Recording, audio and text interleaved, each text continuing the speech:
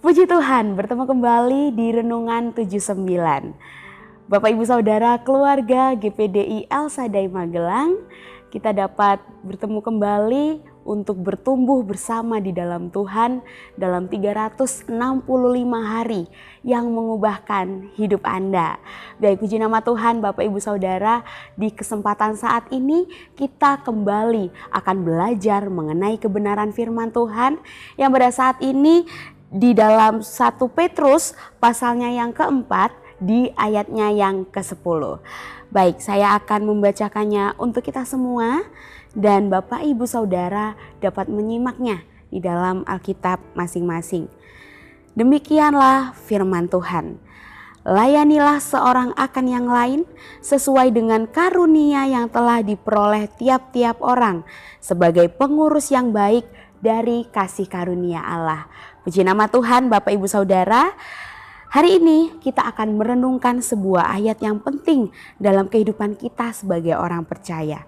Di dalam 1 Petrus pasalnya yang keempat di ayatnya yang ke-10, kita diingatkan bahwa setiap dari kita telah menerima kasih karunia dari Tuhan. Dan kita juga diberi tanggung jawab untuk menggunakan karunia ini dalam pelayanan kepada sesama. Di dunia yang semakin egois atau mementingkan diri sendiri ini, Bapak Ibu Saudara, mudah sekali bagi kita untuk hanya fokus pada diri sendiri, mengejar kepentingan pribadi dan melupakan panggilan untuk melayani orang lain. Namun firman Tuhan dengan jelas mengajarkan bahwa karunia yang kita miliki bukan untuk kepentingan pribadi, melainkan untuk membangun sesama dan memuliakan nama Tuhan. Mari kita akan bersama-sama mempelajari bagaimana kita dapat menggunakan karunia kita di dalam kehidupan sehari-hari. Untuk itu saya akan memberikan tema renungan pada saat ini adalah melayani. Di dalam ayat ini Bapak Ibu Saudara menekankan betapa pentingnya setiap orang percaya, kita sebagai anak-anak kepunyaan Tuhan untuk menggunakan karunia yang telah kita terima dari Tuhan dalam pelayanan kepada orang lain. Dan juga karunia ini bisa berupa talenta rohani, bakat atau kemampuan yang diberikan oleh Tuhan kepada kita setiap orang-orang yang percaya. Petrus mendorong para pembaca untuk menjadi pengurus yang baik. Di dalam kata ini, pengurus yang baik itu adalah karunia, yang berarti kita sebagai orang-orang yang percaya harus dapat mengelolanya dengan bijaksana dan penuh tanggung jawab. Makna dari ayat ini Bapak Ibu Saudara adalah bahwa setiap kita orang-orang percaya tidak hanya menerima karunia Tuhan untuk dirasakan secara pribadi, tetapi dipakai dalam melayani sesama. Nah, karunia tersebut adalah wujud dari kasih karunia Allah dan kita memiliki tanggung jawab untuk menggunakannya dengan cara yang benar dan juga bermanfaat bagi orang-orang di sekitar kita. Melayani orang lain adalah bagian panggilan kita sebagai pengikut Allah dan juga merupakan tindakan yang menunjukkan kasih Tuhan melalui setiap kehidupan kita. Saya akan memberikan interpretasi untuk pembacaan renungan pada saat ini bagaimana kita sebagai orang-orang percaya harus meneladani sifat-sifat Tuhan. Yang pertama adalah setiap orang percaya memiliki kasih karunia dari Tuhan. Di dalam ayat ini dimulai dengan pernyataan yang sangat penting, yaitu tiap-tiap orang telah memperoleh karunia. Di sini artinya Bapak Ibu Saudara bahwa setiap kita orang-orang percaya tanpa terkecuali telah menerima sesuatu yang berbeda, sesuatu yang unik dari Tuhan. Tidak ada satupun dari kita yang dibiarkan tanpa karunia. Karunia ini bisa seperti bakat alami, keterampilan, atau talenta rohani yang diberikan melalui Roh Kudus. Jika kita bayangkan Bapak Ibu Saudara, di dalam setiap bagian tubuh kita itu tidak berfungsi. Setiap bagian tubuh memiliki peran meskipun berbeda-beda dalam fungsinya. Tetapi di dalam semua bagian anggota tubuh kita itu sangat penting. Karena saling melengkapi satu sama yang lain.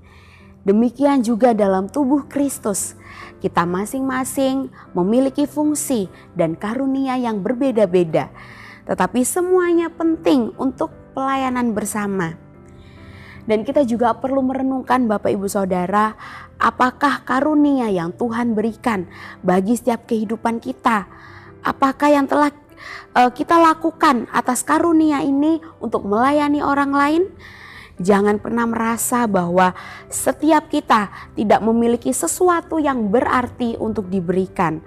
Tuhan telah memberikan setiap kehidupan kita karunia, meskipun berbeda-beda, tetapi semuanya diperlukan untuk memperkuat gereja dan melayani orang lain. Mulailah untuk merenungkan setiap karunia apa yang setelah Tuhan berikan bagi setiap kehidupan kita. Apakah itu talenta seperti mengajar, membimbing, memberi, atau membantu. Jika Bapak Ibu Saudara belum mengetahui apakah talenta di dalam setiap kehidupan kita, maka kita harus berdoa dan minta kepada Tuhan untuk menyingkapkan karunia di dalam kehidupan kita. Lalu yang kedua adalah karunia diberikan oleh Tuhan untuk melayani orang lain. Petrus menjelaskan bahwa karunia yang kita terima bukan untuk kita gunakan demi keuntungan atau kebanggaan diri sendiri, tetapi Tuhan memberikan kita karunia agar setiap kita dapat melayani satu sama yang lain. Ini mengingatkan bagi setiap kehidupan kita bahwa hidup sebagai orang-orang percaya adalah hidup fokus pada orang lain, bukan kepada diri sendiri. Dan karunia yang telah Tuhan berikan bagi setiap kehidupan kita bukan untuk disimpan, bukan untuk dipakai kepentingan pribadi, tetapi digunakan untuk pelayanan, untuk melayani orang lain. Karena Tuhan telah memanggil kita untuk menjadi saluran berkat bagi sesama kita. Saya dapat memberikan contoh bagi Bapak Ibu Saudara seperti seorang dokter yang menolak untuk merawat pasien yang sakit karena dokter tersebut malas atau tidak mendapatkan bayaran. Nah, dalam hal ini Bapak Ibu Saudara, kita dapat belajar bahwa ini dapat merugikan orang lain. Demikian juga dengan kehidupan kita. Ketika kita tidak menggunakan karunia yang telah Tuhan berikan, maka kita akan kehilangan kesempatan untuk menjadi berkat bagi orang lain dan menghentikan aliran kasih Tuhan melalui setiap kehidupan kita. Jadi Bapak Ibu Saudara, ketika pada saat kita melayani orang lain, kita sedang memenuhi panggilan Allah. Kita harus menggunakan karunia kita dengan setia dalam setiap kesempatan. Apakah itu di gereja, di dalam keluarga, di tempat pekerjaan, atau di tengah-tengah masyarakat. Dan semua yang telah Tuhan berikan bagi setiap kita adalah harus digunakan dengan kasih, karena hal ini dapat menjadi berkat bagi orang-orang di sekitar kita. Lalu yang ketiga adalah memanfaatkan karunia Allah. Petrus mengajarkan bahwa kita adalah pengurus yang baik dari karunia Allah. Sebagai pengurus atau pemilik karunia, kita tidak memiliki karunia itu secara sempurna, tetapi bertanggung jawab untuk mengelola dan menggunakannya dengan bijaksana untuk mencapai tujuan yang Tuhan mau. Dan kita juga diberikan kepercayaan oleh Tuhan untuk menggunakannya secara maksimal. Kita dapat mengambil contoh Bapak Ibu Saudara seperti yang ada di dalam Matius pasalnya yang ke-25 di ayatnya yang ke-14 sampai yang ke-30. Kita tidak akan membaca ayat ini, tapi di dalam ayat ini terdapat perumpamaan tentang talenta. Bagaimana hamba yang setia mengelola talenta, memberi dengan mereka dengan baik diberikan lebih banyak kepercayaan. Tetapi hamba yang malas itu menyembunyikan talentanya dan akhirnya dihukum. Sama halnya dengan setiap kehidupan kita, jika kita tidak menggunakan setiap karunia yang Tuhan berikan dengan baik, maka Tuhan tidak akan mempercayakan bagi setiap kehidupan kita. Mari kita akan terus bertanya kepada diri kita sendiri, apakah kita sudah menjadi pengurus yang baik dari karunia yang Tuhan percayakan bagi setiap kehidupan kita?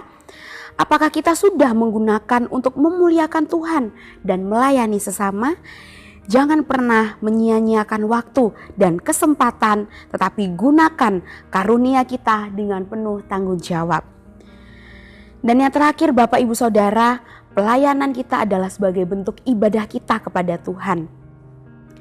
Pelayanan kita kepada sesama bukan sekedar kewajiban sosial atau formalitas, tetapi ini adalah bagian bentuk ibadah kita kepada Tuhan. Ketika kita melayani orang lain, kita sedang mempersembahkan kehidupan kita sebagai ibadah yang hidup. Seperti di dalam Roma pasalnya yang ke-12 di ayatnya yang pertama, di sana dikatakan bahwa kita harus mempersembahkan tubuh kita sebagai korban yang hidup, yang kudus, dan yang berkenan kepada Allah. Itulah ibadah kita yang sejati. Kalau kita melihat bersama-sama di dalam ayat ini, di dalam poin yang keempat ini, jangan pernah kita meremehkan pelayanan apapun yang kita lakukan, karena semuanya adalah ibadah yang menyenangkan hati Tuhan. Tetapi seperti dikatakan di dalam Markus pasal yang ke-10 di ayat yang ke-45, di sana dikatakan bahwa Dia tidak datang untuk dilayani, tetapi untuk melayani. Jadi Bapak Ibu Saudara, apapun yang kita kerjakan, kasih karunia yang telah Tuhan berikan, manfaatkan dengan sebaik-baiknya, lakukan itu semuanya hanya untuk Tuhan, hanya untuk hormat kemuliaan nama Tuhan. Di akhir renungan pada saat ini, saya ingin mendorong bagi setiap kehidupan Bapak Ibu Saudara bahwa di dalam ayat ini mengingatkan kita bahwa hidup kita bukan untuk diri kita sendiri, tetapi untuk melayani orang lain dengan karunia yang telah Tuhan berikan. Dan kita dipanggil untuk menjadi pemilik karunia yang baik, melayani dengan kasih dan menjadikan pelayanan sebagai bentuk ibadah kita kepada Tuhan. Mari kita terus bertanya kepada Tuhan, apa yang dapat kita lakukan untuk melayani sesama kita, dan juga kita dapat menggunakan setiap kesempatan yang ada untuk menjadi saluran berkat bagi orang lain. Dengan demikian Bapak Ibu Saudara, kita tidak hanya memuliakan Tuhan, tetapi juga membangun tubuh Kristus dan menunjukkan kasih Tuhan kepada dunia. Terima kasih untuk Bapak Ibu Saudara yang telah mengikuti Renungan 79. Kiranya ini dapat menjadi berkat bagi kita semua. Dan bagi Bapak Ibu Saudara yang ingin didoakan untuk doa-doa tertentu, menceritakan kesaksian baik mujizat kesembuhan, pemulihan masalah keluarga, dapat disalurkan melalui chat WhatsApp di nomor 081 327 420 088. Baik, puji nama Tuhan Bapak Ibu Saudara, kita telah sampai di akhir renungan pada saat ini dan saya mengajak untuk kita semua dapat bersatu di dalam doa. Mari kita berdoa. Terima kasih Bapa yang baik, mengucap syukur atas kasih karunia Tuhan dalam setiap kehidupan kami. Di kesempatan saat ini kami telah belajar mengenai kebenaran firman-Mu. Bagaimana kami sebagai anak-anak-Mu ingin memanfaatkan karunia-karunia yang Tuhan berikan bagi setiap kehidupan kami. Terus ajari kami Tuhan untuk kami dapat mengerti apa yang ingin Tuhan lakukan dalam setiap kehidupan kami. Dan Tuhan teruslah yang akan memperbarui setiap visi misi kami atas Engkau bagi kehidupan kami, agar setiap yang Tuhan inginkan kami dapat mengerti dan kami dapat memahami. Engkaulah terang dunia, kiranya keluarga GPDI El Shaddai Magelang mengikuti Engkau dan tidak berjalan di dalam kegelapan, melainkan akan mempunyai terang hidup. Terima kasih Bapa yang baik atas kesempatan yang telah Kau berikan. Kami akan mengakhiri renungan pada saat ini. Hanya di dalam nama-Mu kami telah berdoa dan mengucap syukur. Haleluya. Amin.